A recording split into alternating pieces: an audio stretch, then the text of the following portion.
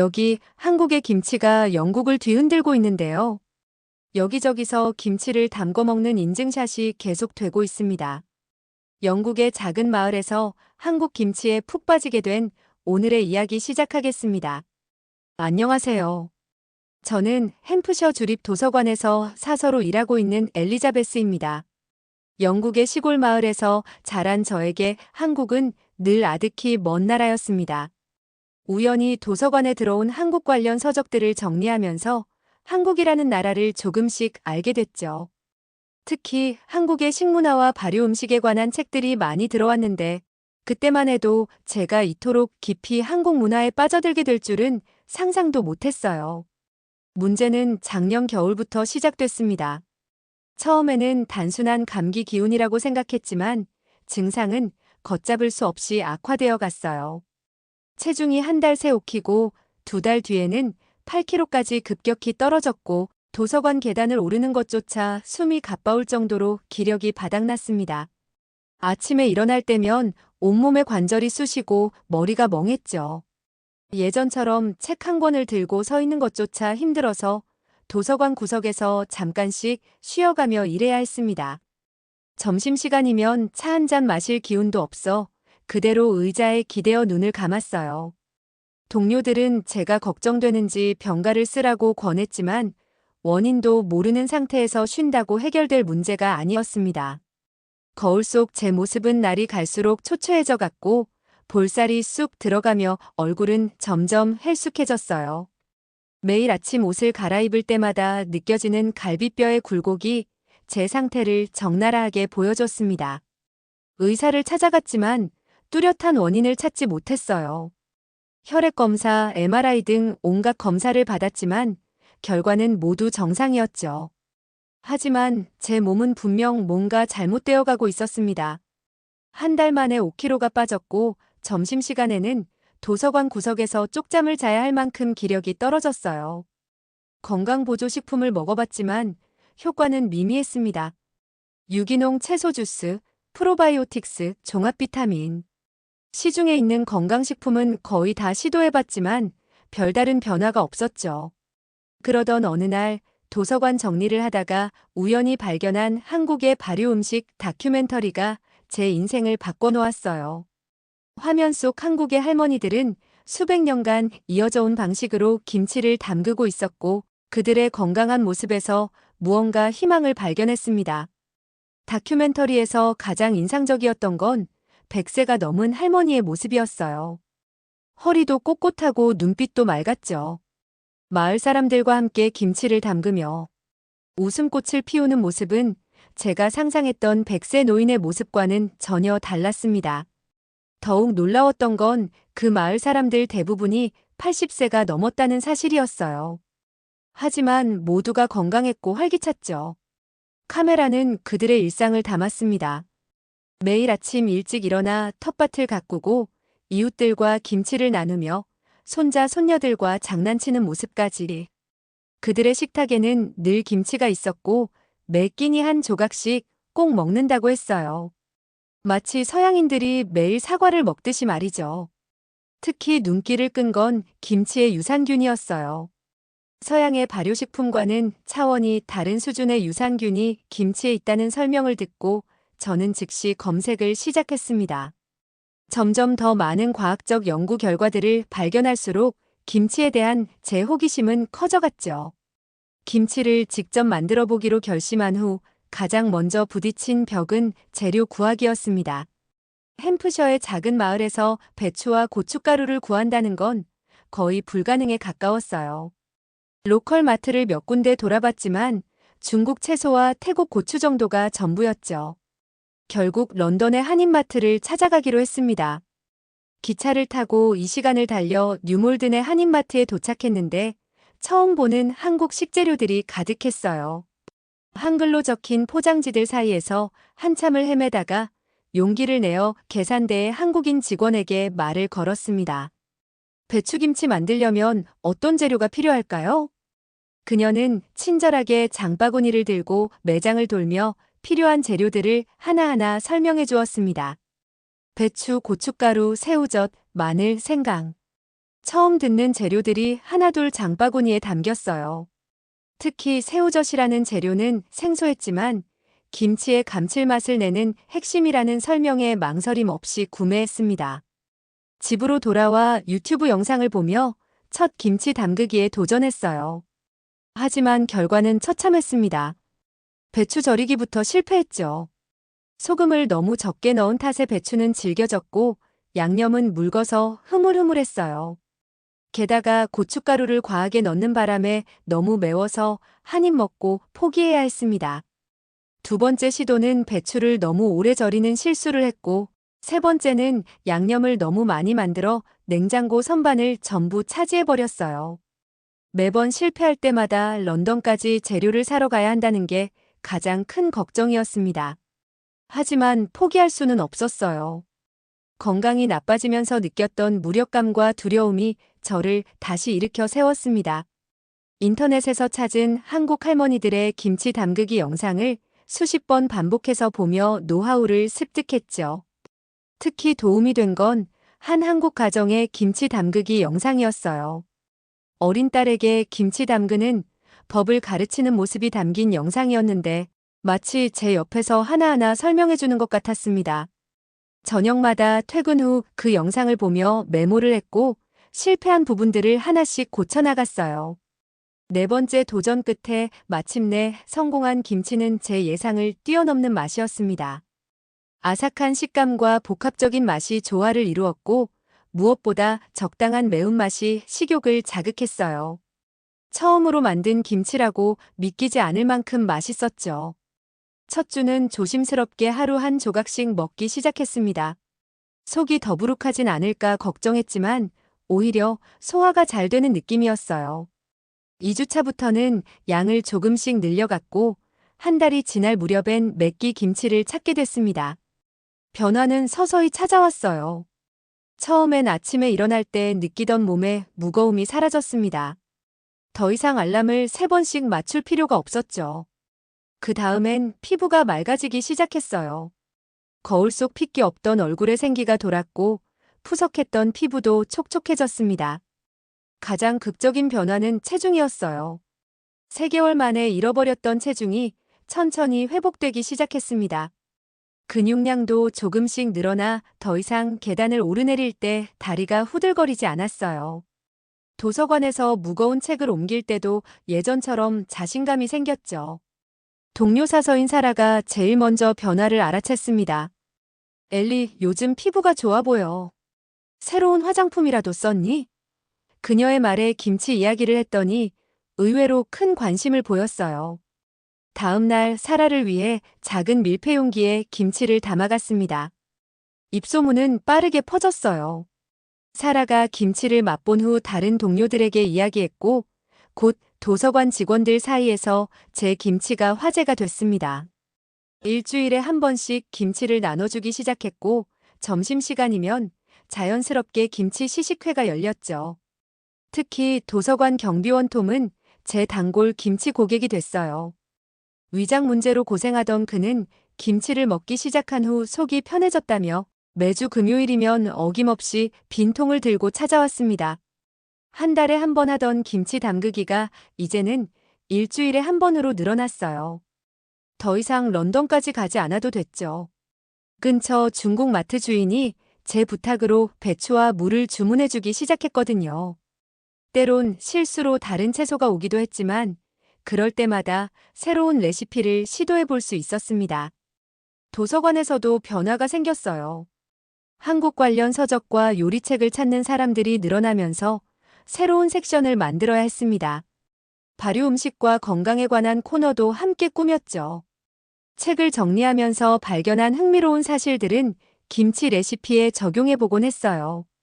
도서관이 문을 닫은 어느 저녁, 평소처럼 김치를 나눠주려 하는데 사라가 흥미로운 제안을 했습니다. 엘리, 우리 도서관 문화센터에서 김치 만들기 강좌를 열면 어떨까요? 처음에는 망설여졌지만 점점 더 많은 사람들이 김치 레시피를 물어보는 걸 보며 강좌 개설을 결심했어요. 첫 강좌 홍보는 도서관 게시판에 작은 공지로 시작됐습니다. 예상과 달리 이틀 만에 15명이 신청했고 일주일도 안 되어 대기자 명단까지 생겼어요. 주민들의 관심이 이렇게 클 줄은 몰랐죠. 워크숍을 준비하면서 가장 신경 쓴 건 재료였습니다. 한 번에 15명이 쓸 재료를 구하는 게 큰 과제였어요. 다행히 중국 마트 주인이 도매상을 소개해줬고 런던 한인마트에서도 특별 주문을 받아주겠다고 했죠. 첫 워크숍 날 문화센터 주방은 열기로 가득했습니다. 참가자들은 대부분 제 김치를 맛본 도서관 이용자들이었어요. 그들의 눈빛에서 진지함이 느껴졌죠. 특히 암투병 중인 제이는 건강식을 찾던 중 김치를 알게 됐다며 꼭 배우고 싶다고 했습니다. 배추 절이기부터 시작했어요. 처음에는 소금의 양을 재는 것부터 어려워하는 분들이 많았죠. 하지만 곧 모두가 열중했습니다. 마늘을 다지고 생강을 갈고 고춧가루를 버무리는 과정에서 주방은 점점 활기를 띠었어요. 실수도 많았습니다. 누군가는 고춧가루를 너무 많이 넣었고 또 누군가는 새우젓을 빼먹기도 했죠. 하지만 그럴 때마다 서로 도우며 해결했어요. 특히 여러 번 실패했던 제 경험담이 도움이 됐습니다. 수업이 끝날 무렵 각자 자신만의 첫 김치를 만들어냈어요. 모양은 조금 어설펐지만 그들의 얼굴에는 뿌듯함이 가득했습니다. 일주일 뒤에 김치 맛을 보며 다시 모이기로 했죠. 일주일 후 시식회는 작은 축제가 됐어요. 각자의 김치가 조금씩 다른 맛을 냈는데 오히려 그게 더 재미있었죠. 제이는 자신의 김치가 너무 맵다며 웃었지만 오히려 그 매운맛이 특별하다는 평가를 받았어요. 소문은 빠르게 퍼졌습니다. 두 번째 워크숍은 신청자가 30명을 넘었고 이웃 마을에서도 문의가 왔어요. 주방이 좁아 한 번에 15명으로 제한했지만 곧 주 2회로 수업을 늘려야 했습니다. 워크숍이 성공적으로 진행되던 어느 날 도서관 앞 건강식품점 내추럴 케어의 주인 줄리아가 찾아왔습니다. 평소 인사만 하던 사이였는데 그날따라 표정이 좋지 않았어요. 엘리자베스, 당신이 하는 김치 수업 때문에 우리 가게 매출이 30%나 줄었어요. 줄리아의 목소리에는 날이 서 있었습니다. 손님들이 이제 프로바이오틱스 영양제 대신 김치를 찾는다고 하더군요. 처음에는 그저 가벼운 항의라고 생각했어요. 하지만 며칠 뒤 마을 신문에 실린 광고를 보고 깜짝 놀랐습니다. 발효식품에 숨겨진 위험성 당신의 건강을 위협하는 것들이라는 제목의 전면 광고였죠. 직접적으로 김치를 언급하진 않았지만 발효 과정에서 생기는 유해 물질과 나트륨, 과다 섭취의 위험성을 강조한 내용이었어요. 광고의 영향은 즉각적이었습니다. 다음 주 워크숍 신청자의 절반이 취소를 요청했어요. 특히 혈압이 있는 분들이 걱정된다며 가장 먼저 취소했죠. 문화센터 담당자는 수업을 일시 중단하는 게 어떻겠냐고 제안했습니다. 상황은 더욱 악화됐어요. 줄리아는 건강식품점에서 정기적으로 건강 세미나를 열기 시작했습니다. 세미나의 주요 내용은 과학적 근거가 불분명한 전통 발효식품의 위험성이었죠. 특히 동양의 전통 발효식품이 서양인의 장에는 맞지 않을 수 있다는 주장을 폈어요. 도서관에서도 변화가 생겼습니다. 누군가 발효식품 관련 도서들에 작은 포스트잇을 붙여놓기 시작했어요. 검증되지 않은 정보가 포함되어 있을 수 있습니다라는 경고성 문구였죠. 매일 아침 제가 떼어내도 어김없이 다음 날이면 다시 붙어 있었습니다. 가장 큰 타격은 제 단골 김치 고객들의 변심이었어요. 위장 문제가 나아졌다며 좋아하던 톰도 더 이상 김치를 찾지 않았고 암투병 중이던 제이는 주치의와 상담 후 발효식품을 중단하겠다고 했습니다. 하지만 가장 이해할 수 없었던 건 줄리아의 극단적인 반응이었어요. 분명 건강식품점을 운영하는 그녀가 발효식품의 가치를 이해하지 못할 리 없는데 왜 이렇게까지 하는 걸까요? 그녀의 눈빛에서 단순한 경쟁심이 아닌 다른 무언가가 느껴졌습니다. 문화센터 마지막 수업날 한 수강생이 조심스레 제게 다가왔어요. 선생님, 혹시 아세요? 줄리아 씨가 예전에 한국에서 식당을 운영했다가 큰 실패를 했다고 하더라고요. 그 이후로 한국 음식만 보면 예민하게 굴었다고 하네요. 그 말을 듣고 줄리아의 행동이 조금은 이해가 됐습니다. 다음 날 평소처럼 도서관에 들른 그녀를 유심히 살펴보니 한국 관련 서적 앞에서 오래도록 서성이는 모습이 보였어요. 책장에 있는 한국어 교재를 손끝으로 쓰다듬더니 이내 한숨을 쉬며 발걸음을 돌렸죠. 며칠 뒤 우연히 동네 카페에서 줄리아의 이야기를 더 들을 수 있었습니다. 10년 전 그녀는 한국의 한 대학에서 영어를 가르치며 한국 생활을 시작했대요. 그러다 한국인 남자친구를 만나 결혼까지 했고 함께 퓨전 레스토랑을 열었다고 해요. 하지만 레스토랑은 6개월 만에 문을 닫았고 결혼 생활도 그렇게 끝이 났다고 합니다. 그제서야 그녀가 왜 그토록 한국 음식에 예민하게 반응했는지 이해할 수 있었어요. 단순히 가게의 매출 감소 때문만은 아니었던 거죠. 마을의 분위기가 완전히 바뀐 상황에서 저는 반박할 만한 근거가 필요했습니다.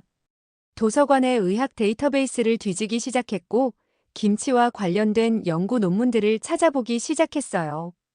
영국 의학 저널에서 발견한 논문은 주목할 만했습니다. 한국인의 장수 비결을 연구한 케임브리지 대학의 연구진은 김치의 유산균이 서양의 발효식품과는 다른 특별한 성질을 가지고 있다는 사실을 밝혀냈어요. 특히 김치 유산균은 서양인의 장에서도 안정적으로 정착한다는 임상 결과도 있었죠. 또한 세계보건기구 WHO의 보고서에서는 한국의 김치가 건강식품으로 공식 등재되어 있다는 사실도 알게 됐습니다.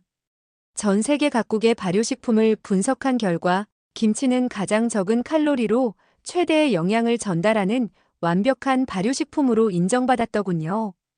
이런 자료들을 수집하던 중 보스턴 대학의 한수진 교수님의 연구를 발견했습니다. 교수님은 서양인의 장내 미생물 구조와 김치 유산균의 상관관계를 10년간 연구해 오셨어요. 용기를 내어 이메일을 보냈고 놀랍게도 다음 날 답장이 왔습니다. 한 교수님은 제 상황에 큰 관심을 보이셨어요. 마침 유럽에서 열리는 학회에 참석할 예정이었고 우리 마을에서 특별 강연을 해주시겠다고 했습니다. 강연 준비는 신중하게 진행됐어요. 문화센터 대신 도서관 강당을 선택했고 이번엔 마을 신문에 정식 기사로 홍보했습니다. 특히 제가 김치로 건강을 회복한 사례와 함께 아직도 김치를 먹으며 건강이 좋아진 주민들의 이야기도 함께 실었죠. 그동안 침묵하고 있던 김치 수업 수강생들도 하나둘 연락해왔어요. 자신들의 경험을 나누고 싶다며 강연회에서 증언하겠다고 했습니다. 특히 제이는 주치의와 상담 후 오히려 김치가 면역력 강화에 도움이 된다는 소견을 받았다며 의사소견서까지 공유해 주었어요. 호기심이 생긴 시청 보건소 담당자도 연락이 왔습니다. 우리 마을의 김치 실험이 흥미롭다며 보건소 차원에서 발효식품의 효능을 연구해보고 싶다고 했어요. 한수진 교수님의 강연을 계기로 지역 건강 증진 프로그램에 한국의 발효식품을 도입하는 방안도 검토하고 싶다고 했죠. 강연 전날 도서관에서 마지막 준비를 하고 있을 때였습니다. 줄리아가 조용히 찾아왔어요.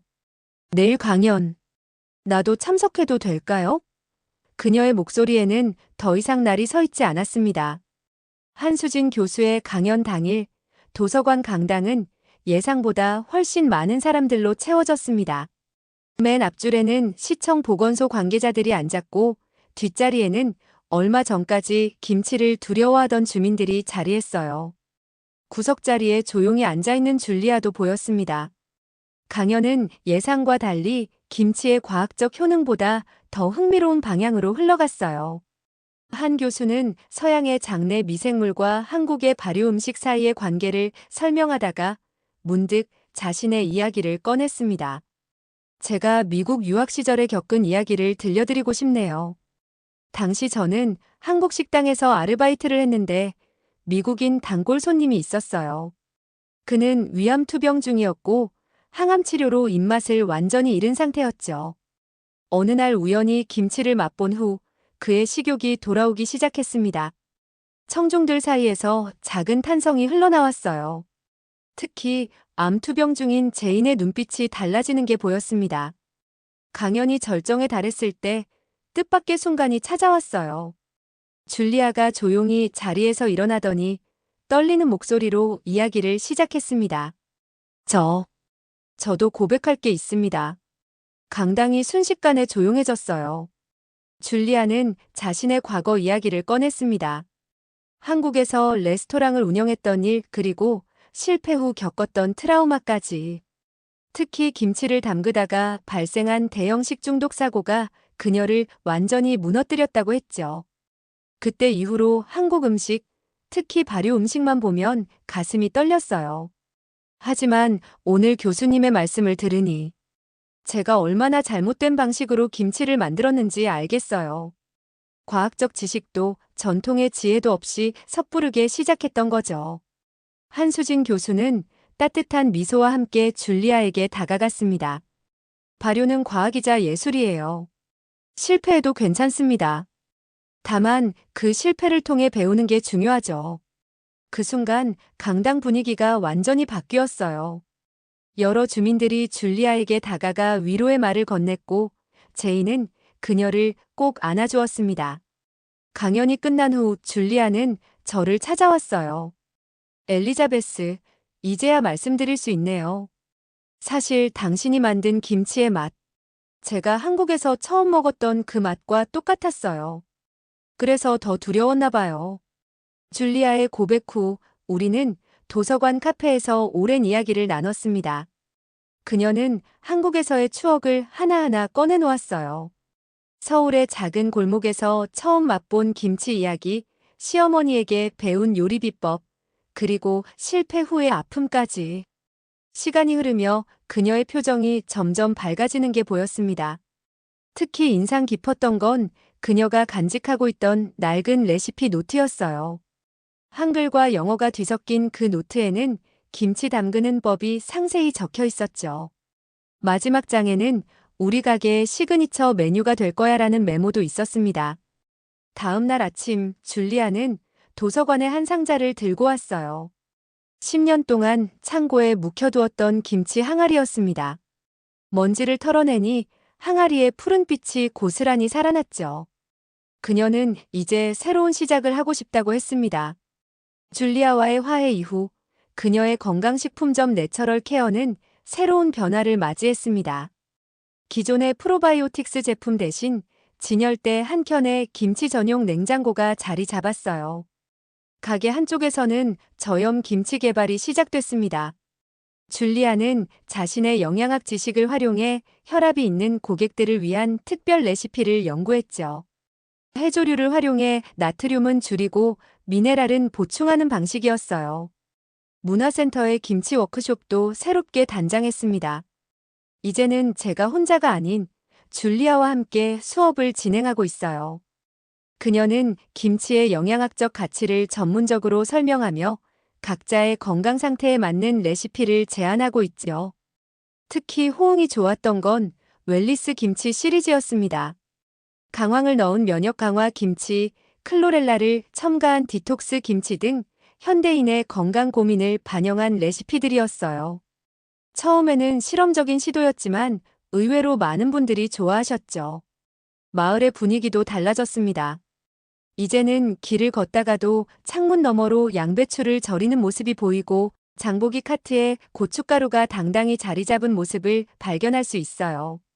발효의 과학을 이해하게 된 주민들은 더 이상 김치를 두려워하지 않았죠. 줄리아의 가게에서는 매주 목요일마다 발효식품 연구회가 열립니다. 김치를 시작으로 콤부차, 캐피어 등 다양한 발효식품을 연구하는 모임이에요.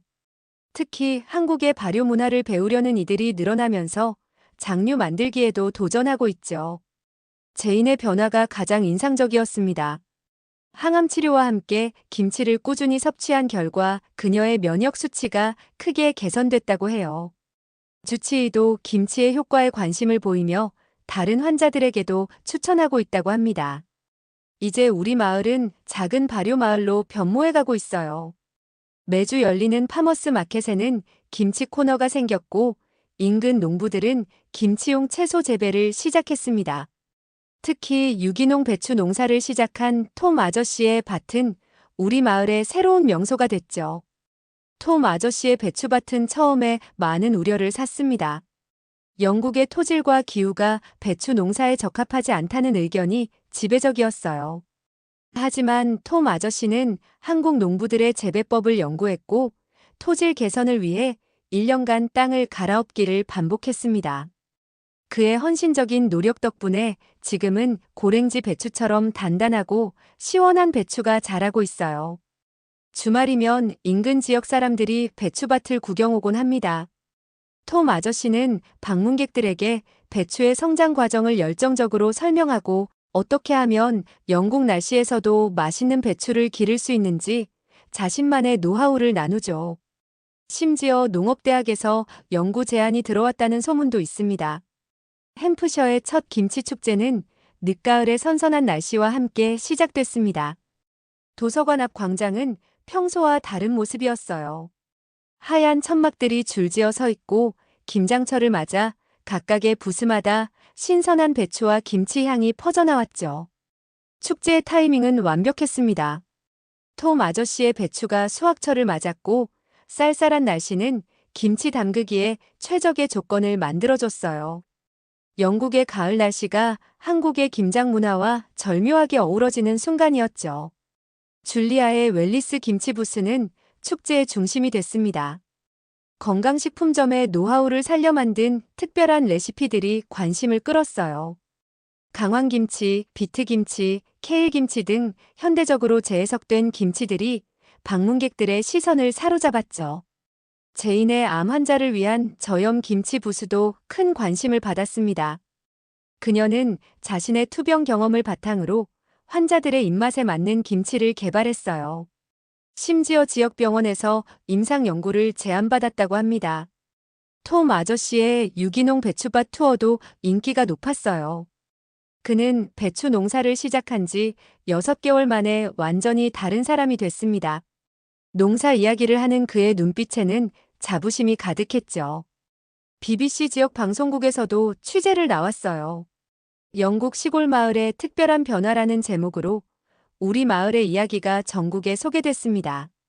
특히 김치가 마을 공동체를 하나로 만든 이야기는 많은 이들의 공감을 얻었죠. 런던의 한인마트 사장님도 축제에 참석하셨습니다. 처음 제가 서툴게 재료를 사러 갔던 그때를 회상하며 이제는 전문가가 됐다고 웃으셨어요. 앞으로는 우리 마을에 직접 분점을 내실 계획이라고 합니다. 축제의 백미는 김치 콘테스트였습니다. 50여 개의 김치가 출품됐고 심사위원으로는 한수진 교수님이 직접 참여해 주셨어요. 수상작으로는 사과를 넣은 잉글리시 김치가 선정됐습니다. 영국의 전통 식재료와 한국의 김치가 만난 창의적인 시도였죠. 축제는 예상보다 더 큰 성공을 거뒀어요. 인근 도시에서도 방문객들이 몰려왔고 다음 축제는 더 큰 규모로 열자는 의견이 나왔습니다. 시청에서는 우리 마을을 영국 최초의 김치 마을로 지정하는 방안을 검토하고 있다고 해요. 마지막 날 한 노부부가 제게 다가왔습니다. 평생을 이 마을에서 살았다는 그들은 마을이 이렇게 활기찬 모습은 처음이라며 기뻐했어요. 노부부의 손에는 직접 담근 김치가 들려 있었고 그들의 이야기처럼 마을은 그 어느 때보다 생기가 넘쳤습니다. 햄프셔에서 시작된 작은 변화는 영국 전역에 알려졌고 마침내 한국김치협회로부터 초청장이 도착했습니다. 11월 서울에서 열리는 김장문화제에 특별 게스트로 초대받은 거예요. 아들 제임스와 함께 한국행 비행기에 올랐습니다. 16살인 제임스는 처음에는 마을의 김치 열풍을 이해하지 못했지만 지금은 학교 급식에 김치가 나오는 날이면 친구들에게 자랑을 한다고 해요. 인천공항에 도착하자마자 놀라움의 연속이었습니다. 공항 면세점의 화장품 코너에는 유산균 성분 함유라는 문구가 가득했고 식단가에는 수십 가지 종류의 김치가 있었어요. 제임스는 신기한 듯 이것저것 맛보더니 영국에서 맛보던 김치와 다르다며 연신 감탄했죠. 서울의 김치 박물관 견학은 특별했습니다. 수백 년 전부터 이어온 김치의 역사가 고스란히 담겨 있었어요. 특히 조선시대 왕실 김치 제조법을 보면서 김치가 단순한 음식이 아닌 하나의 문화유산이라는 걸 실감했죠. 김장문화재에서는 우리 마을의 이야기를 발표했습니다. 김치로 인해 변화된 개인과 공동체의 모습, 그리고 줄리아의 사연까지. 발표가 끝나자 많은 분들이 축하와 격려를 건네주셨어요. 특히 한 할머니께서는 눈시울을 붉히시며 김치가 이렇게 먼 나라에서도 사랑받는다니 가슴이 뭉클하다고 하셨습니다. 한국의 김치 명인들과의 만남도 있었죠. 그분들은 우리 마을의 김치 레시피에 대해 진지한 관심을 보이셨어요. 특히 줄리아가 개발한 웰리스 김치에 대해 이야기하자 전통과 현대의 조화라며 높이 평가해 주셨습니다. 귀국을 앞두고 김치연구소를 방문했어요. 연구원들은 김치의 과학적 연구 성과를 공유해 주었고 앞으로도 우리 마을과 지속적인 교류를 하고 싶다고 했습니다. 특히 영국인의 입맛에 맞는 김치 개발에 큰 관심을 보였죠. 집으로 돌아오는 비행기 안에서 제임스가 물었습니다. 우리도 마을에서 김치 박물관을 만들면 어떻겠냐고. 처음에는 웃어넘겼지만 이제는 진지하게 고민하고 있어요. 우리 마을의 특별한 이야기를 보존하고 나누는 공간이 있다면 좋을 것 같다는 생각이 듭니다. 한국에서의 일주일은 제게 새로운 가능성을 보여줬어요. 김치는 단순한 발효식품이 아닌 사람과 사람을 이어주는 문화의 달이라는 걸 느꼈습니다. 햄프셔의 작은 마을에서 시작된 우리의 이야기가 앞으로 어떻게 이어질지 그 생각에 가슴이 설렙니다. 한국에서 돌아온 지 몇 달이 지났습니다. 매일 아침 식탁에 오르는 김치를 보며 생각해요. 이 발효식품 하나가 제 인생을 그리고 우리 마을을 얼마나 크게 바꾸어 놓았는지. 건강을 되찾은 것은 물론이고 새로운 이웃들과의 관계도 생겼죠. 줄리아와는 이제 가장 친한 친구가 됐고 김치로 건강을 되찾은 제이는 여전히 활기찬 모습으로 도서관을 찾아옵니다. 톰 아저씨의 배추밭은 우리 마을의 자랑이 됐고요.